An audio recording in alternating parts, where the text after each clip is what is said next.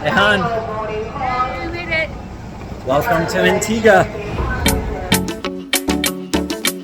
Antigua, an island with 365 beaches where every turn feels like a new discovery. From quiet stretches of perfect sand to rugged coastlines shaped by the wind. This trip gave us a little bit of everything: relaxation, adventure, and just enough unpredictability to make it memorable. Join us as we explore this beach-filled, beautiful Caribbean island. Warm air, left side driving, and a Jeep that immediately proved to be the right decision. Arriving at our villa atop Jolly Harbor, it ended up being one of the best parts of our experience. Spacious, great views, private pool, and everything we needed to relax between exploring. If you're coming to Antigua, where you stay matters. With 365 beaches, there's plenty to share, making you often feel like you have the place to yourself. The biggest advice is simple: don't stay in one place. Valley Church Beach was our favorite. Calm, beautiful, and exactly what you picture. I'll take it.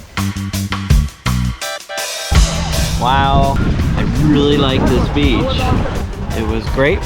Half hour. Now we're being attacked by jet skis and the waves of them. And a catamaran over there, I think from a cruise ship. And then on the other side of us, where all the music's coming from, a booze cruise. Not very peaceful, but it is an amazing beach. And maybe this is temporary.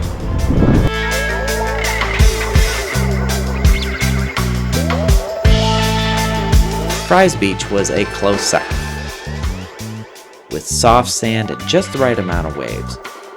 Then there's Darkwood Beach next door. And what about your company? The company's excellent. Is your company as beautiful as Antigua? Caribbean's A-okay. I would take them anywhere. Ooh. Almost anywhere. Almost anywhere. Pigeon Point had a great setting near the harbor.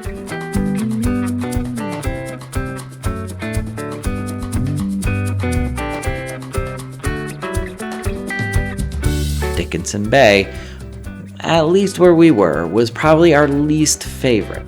We heard the southern end is better, but the resort-heavy area just didn't compare. And then there was Half Moon Bay, rough, windy, and full of seaweed. I'm gonna blame this one on the abnormal direction of strong winds that day. I've heard this place is great. Big tip: check the cruise ship schedule. Avoid the popular places during the afternoons on those busy cruise ship days. Food was solid overall with a few clear standouts. Catherine's Cafe was our favorite. Great atmosphere, great food, and worth planning around. Fat Urchin was a close second. Fun, lively, and a place we'd absolutely go back to. Beyond that, each place had its own unique experience, which added to the overall feel of the trip. We explored a good portion of the island. We visited Nelson's Dockyard, a national park and UNESCO World Heritage Site. It was built in the 18th century. It's the world's only continuous working Georgian-era dockyard, and it's a great opportunity to check out the yachts. What'd you find out?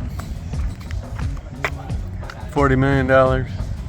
From there, we headed to Devil's Bridge, our second national park, where powerful waves slant into the rocks and surge upward into the air. It's a dramatic and unforgettable sight. On Thursday, Shirley Heights gave us great views and atmosphere of live music around sunset. However, it was a bit crowded.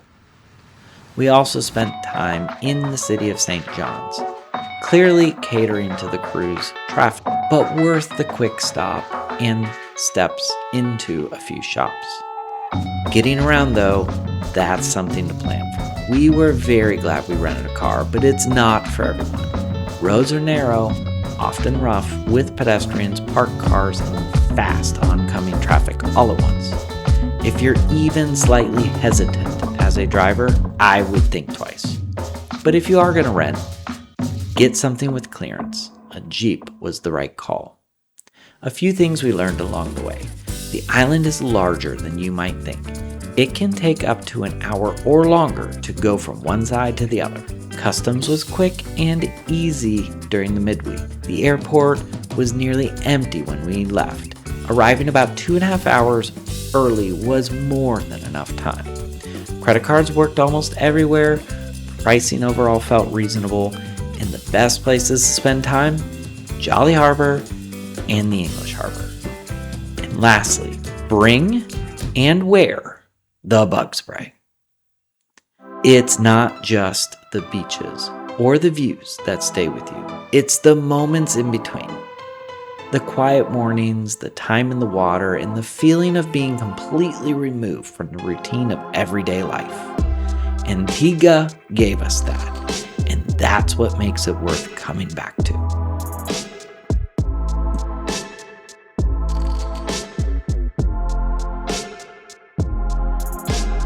Where are we heading? That's a good question. The Caribbean. Yes. Which island in the Caribbean, Mark? I believe it's pronounced Antigua. Yes, Antigua.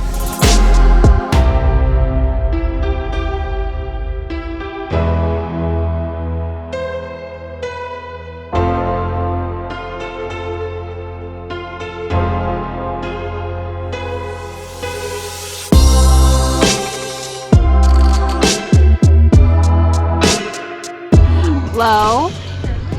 Blow. I can tell you right now that boat right there, that's my next vacation. Ooh. Right there.